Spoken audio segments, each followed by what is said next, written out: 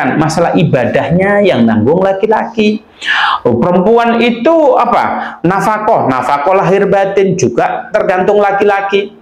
Semuanya itu ditanggung oleh laki-laki. Makna nikah bagi laki-laki tanggung jawab, sehingga kalau ada laki-laki tidak bertanggung jawab setelah nikah, maka dia tidak siap nikah. Jangan nikah. Yang kedua, makna taat bagi seorang perempuan, makna nikah bagi seorang perempuan itu adalah taat. Sehingga kalau ada wanita, aku mau nikah nih, tapi aku nggak mau diatur-atur oleh laki-laki, maka kalau ada wanita semacam itu jangan nikah. Kenapa? Wanita itu kalau nikah bagi seorang wanita itu taat. Sehingga apa? Ya udahlah, nggak usah bandel-bandel, taat saja. Taat itu kata ulama ada 3 hal bagi seorang wanita. Yang pertama apa? Apabila kalian disuruh untuk urusan yang tidak melanggar syar'i, maka jalankan. Maka sehingga apapun yang tidak melanggar syariat, ya sudah jalankan. Contoh, ini apa? Kita diminta untuk hadir di majelis taklim, itu kan nggak melanggar syariat, ya sudah. Kita punya waktu kosong, jalankan. Kita diperintahkan untuk apa? Sesuatu yang tidak melanggar syariat pokoknya, maka itu jalankan. Kalau kita tidak menjalankan, maka dikategorikan kita tidak taat kepada suaminya. Yang kedua, apa? Idza nadharta syarratka. Kalau kalian, hei wanita, pengen dikategorikan taat, dilihat oleh suami kamu senang. Loh kok bisa? Yang senang sama enggak kan suami? Iya. Wanita itu kalau dilihat dia tersenyum, maka suaminya juga senang. Kalau ada ini, wanita cantik, harum, tapi kalau dilihat suaminya gini, ini kira-kira suaminya senang enggak? Enggak. Makanya kata Rasulullah, wanita yang taat itu kalau dilihat suaminya nyenengin. Bagaimana nyenengin? Ya sudah, bikin sesuatu yang disenengin oleh suaminya. Kita ambil contoh di rumah. Suaminya seneng kalau kita itu ya nggak perlulah dandan di video-video TikTok itu kan pakai baju kemanten, nggak perlu. Pakai daster tapi wangi begitu. Giliran dicium di sininya atau di sininya wangi. Itu seneng suami. Sehingga apa? Kalau dilihat suami nyenengin. Jangan sampai kalau kita dilihat suami, ya Allah, rambut udah kayak singa, baunya sudah bau belacan begitu ya. Apalagi mulutnya belum gosok gigi, kan itu nggak bagus. Sehingga apa? Wanita yang taat kepada suami kalau dilihat nyenengin.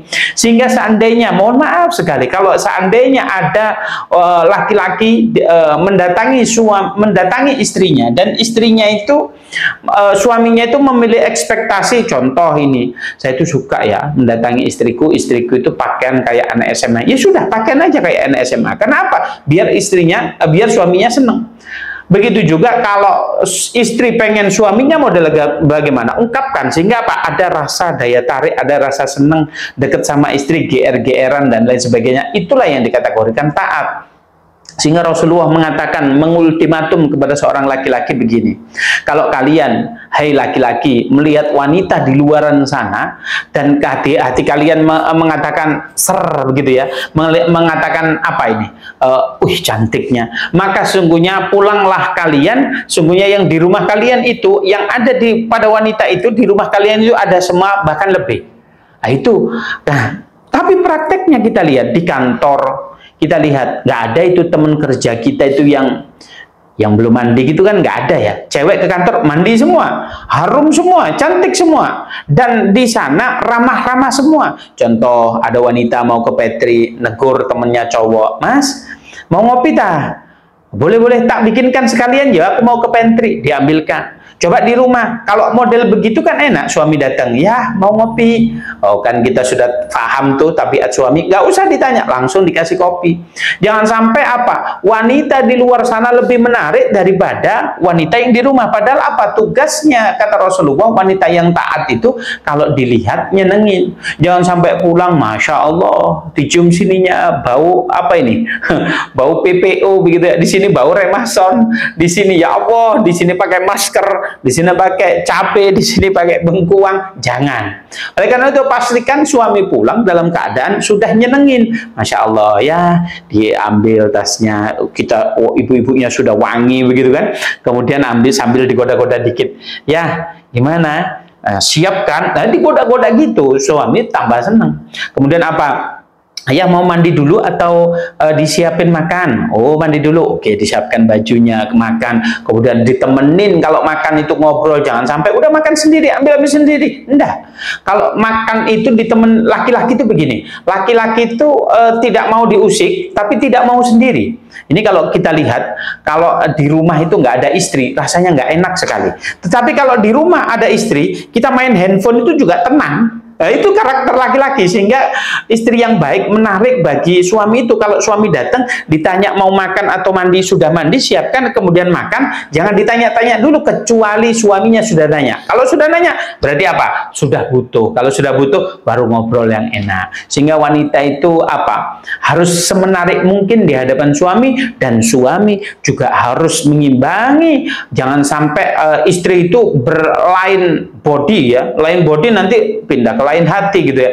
Wah, suamiku itu nggak tahu, jarang mandi, bau aja, bau matahari. Ya jangan, suaminya juga harus kalau mau deket-deket istrinya ya cuci badan, mandi dulu begitu. Sehingga apa? Kalau ada wanita yang sudah taat kepada suaminya, maka amal ibadahnya akan diterima oleh Allah Subhanahu wa taala selama bulan Ramadan tersebut.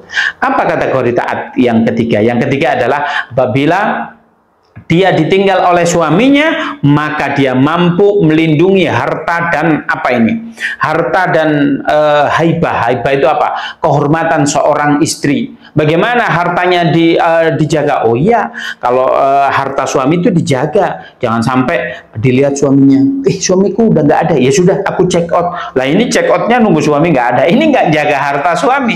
Sehingga kalau ada harta suami dijaga itu dijaga tatkala suaminya nggak ada, dijaga. Kalau ada orang butuh, jangan dulu ya, ini suami saya nggak ada dan lain sebagainya, dijaga gitu. Kemudian apa? Kalau menjaga wibawahnya seorang wanita, kalau ada laki-laki masuk ke dalam rumah, maka jangan diizinkan dulu kalau itu bukan mahram kita. Sehingga kalau nggak ada suami, ada kurir masuk, Pak, mohon maaf suami saya nggak ada, ya udah di sini aja dulu. Ya sudah, kita transaksinya dibatasi dengan pagar. Itulah wanita yang taat. Sehingga kalau ada wanita yang sudah taat semacam itu, maka dia akan apa?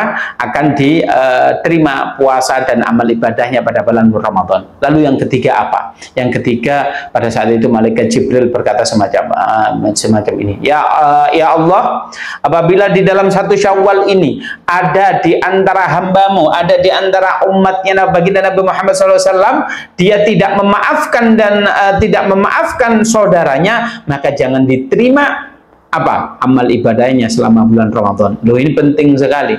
Ternyata di dalam bulan Ramadan ini, di bulan Syawal ini yang dibutuhkan ada dua hal, yaitu apa? Minta maaf dan memaafkan. Inilah konsep daripada halal bihalal. Halal bihalal itu adalah kita memiliki budaya halal bihalal. Halal bihalal ini adalah bahasa Arab yang mana orang Arab itu juga nggak paham tentang halal bihalal. Halal bihalal itu adalah halal yang digabungkan dengan halal. Maknanya sebelum halal, sebelum halal bihalal ini mungkin saya ada masalah, engkau ada masalah. Dengan adanya halal bihalal ini, ya udah saling memaafkan. Apakah hal itu tidak dilakukan oleh baginda Nabi? Dilakukan oleh baginda Nabi Muhammad SAW. Beliau sebelum beliau meninggal, beliau itu berkumpul di depan para sahabatnya dan beliau berdiri. Suatu ketika beliau setelah berdiri, beliau berkata semacam ini. Wahai sahabatku, apabila di antara kalian pernah kuhutangi belum kubayar hutangnya, maka silahkan engkau tagih hutangku. Kemudian ada salah satu sahabat, kemudian ngacung tangannya, ya Rasulullah, alaika talata dinarin. Ya Rasulullah, engkau memiliki hutang kepadaku 3 dinar. Nah, kemudian apa? Ada sahabat namanya Fadl, mungkin asisten Rasulullah begitu ya. Ya Fadl, idfa, bayar itu hutang. Ini menunjukkan bahwasanya hutang itu nggak ada pemutihan itu ya. Yang kedua, siapa di antara kalian yang pernah tersinggung dengan kata-kataku? Aku ngomong kasar, kalau jari wong Malang, kowe pernah tak pisui begitu ya, barangkali begitu, maka hada irdi Muhammad, ini kemuliaan seorang Muhammad, engkau nistakan aku. Kalau dulu aku pernah pisui balik, kalau aku pernah ini, oh marahin saja. Semua tertunduk itu para sahabat. Sehingga apa? Beliau itu para sahabat nangis di hati kecil. Para sahabat mengatakan semacam, ya Rasulullah, engkau ini orang yang baik.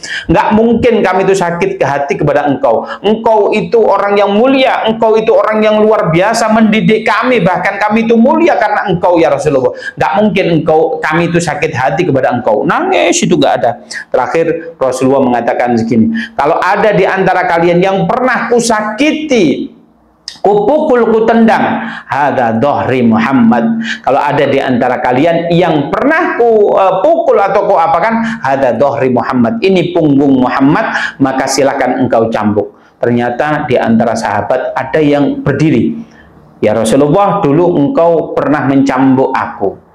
Oh ya. Kemudian apa? Sayyidina Umar berdiri, kemudian berkata semacam ini, hei engkau, kalau ingin engkau mencambuk Nabi Muhammad, aku aja yang engkau cambuk, aku itu menggantikan baginda Nabi Muhammad. Kalau Nabi Muhammad dulu engkau pernah mencambuk, aku saja yang engkau cambuk. Kemudian apa? Nabi Muhammad menegur Sayyidina Abu Bakar, Sayyidina Abu Bakar, engkau duduk dulu, biarkan dia ngomong. Kemudian apa? Iya ya Rasulullah, dulu engkau mencambuk aku, maka sekarang aku akan engkau cambuk. Oke. Kemudian apa? Fadl, ambilkan cambukku di rumah. Ini para sahabat nangis, tidak karu-karuan, nangis sejadi-jadinya. Ini orang kok kebangetan ya. Kalau ada orang, masa Rasulullah tidak sengaja aja dulu waktu kata orang yang menuntut Rasulullah tadi, engkau dulu ya Rasulullah pada saat naik kuda, pelana kamu engkau gini kan, cambuknya gini mengenai aku. Kemudian oh iya ya sudah, ambilkan cambuk. Diambilkan cambuk di rumahnya. Apa yang terjadi? Nyampe di rumahnya beliau bilang begini, ya aku diminta abahmu untuk mengambil cambuknya. Siapa yang mau? Buat apa cambuknya? Ya untuk mencambuk abahmu. Kok bisa? Iya, ada sahabat yang menuntut Rasulullah karena dulu Rasulullah tidak sengaja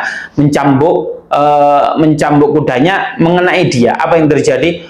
Sayyidah Fatimah berkata semacam ini, aku ini ahli warisnya, aku ini anaknya baginda Nabi Muhammad, aku yang jangan sampai sahabat itu memukul abahku, aku saja yang kau pukul. Ini menunjukkan cintanya baginda Sayyidah Fatimah itu luar biasa terhadap baginda Nabi, sampai Sayyidah Fatimah itu ummu abuhu. Ummu abuhu? Ibu daripada bapaknya. Kenapa? Sayyidah Fatimah itu laten sekali terhadap Kanjeng Nabi Muhammad. Kanjeng Nabi Muhammad butuh apa? Luar biasa cintanya Nabi Muhammad terhadap anak putrinya juga begitu, putrinya juga cinta. Sehingga putrinya itu tidak ridho pada saat itu baginda Nabi mau dicambuk. Udah nggak tega begitu kan. Lalu apa yang terjadi pada saat itu? Fatimah, ijlis, kamu duduk di rumah. Kemudian apa? Cambuknya kemudian diberikan kepada, sudah engkau cambuk punggungku. Para sahabat menangis. Kemudian apa? Pada saat itu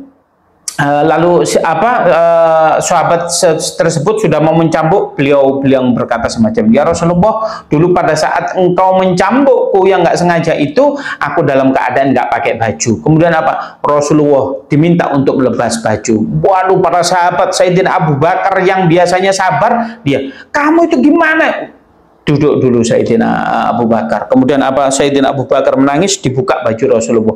Rasulullah itu orangnya pemalu, di Ka'bah terlihat semacam ini langsung diginikan. Tapi pada saat itu Rasulullah buka bajunya agar supaya apa? Dimaafkan oleh sahabat tersebut, dibuka bajunya.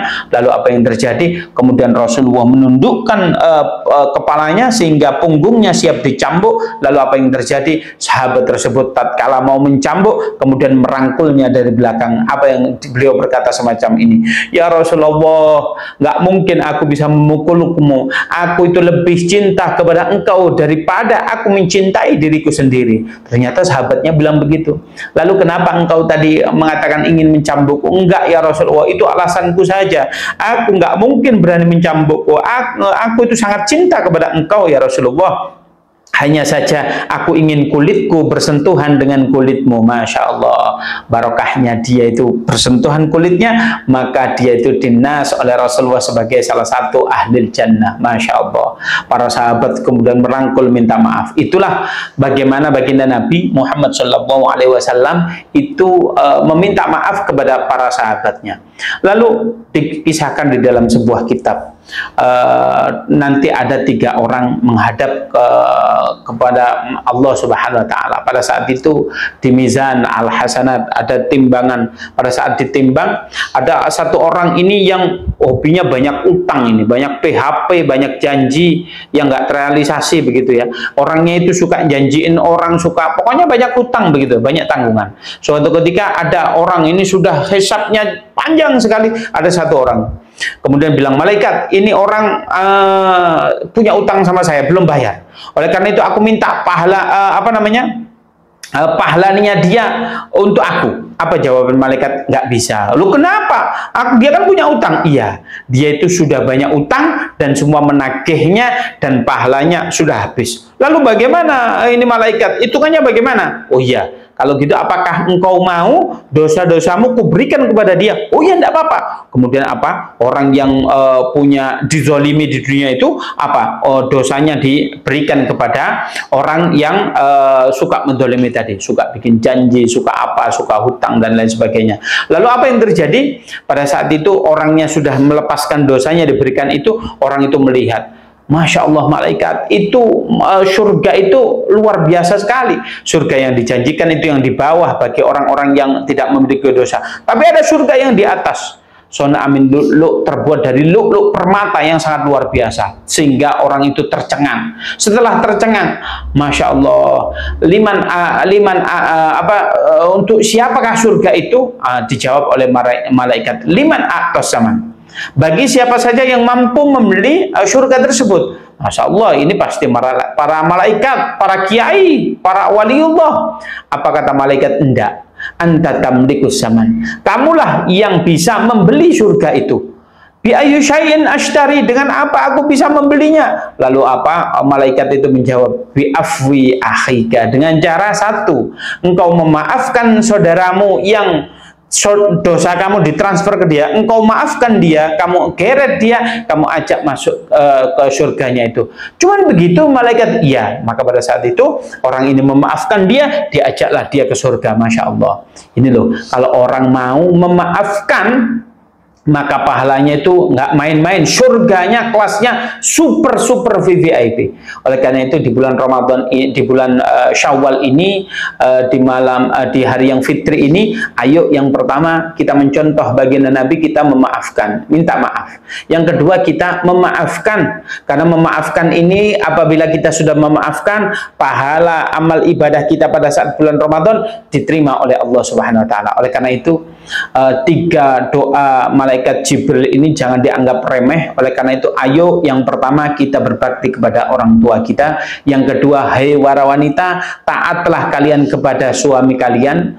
Kemudian yang ketiga, ayo kita senantiasa memaafkan. Jangan sampai memaafkan hanya di mulut saja, tapi kita tidak bisa dari hati. Ada orang, oh iya, kalau ente ku maafkan, tapi aku nggak mau injekin kakiku ke rumahmu. Ini nggak memaafkan. Maafkan itu ya sudah. Kalau ingat iya, tapi ya sudah, nggak ada ghil, nggak ada yang dongkol di hati kita. Oleh karena itu kita harus memaafkan sesungguh-sungguhnya bagi saudara-saudara kita. Momentum di halal bihalal, momentum di bulan Syawal ini tidak, budaya kita yang sangat luar biasa ini tidak dimiliki oleh orang-orang yang lain. Pastikan Anda 1, memaafkan dan minta maaf terhadap sesama kita.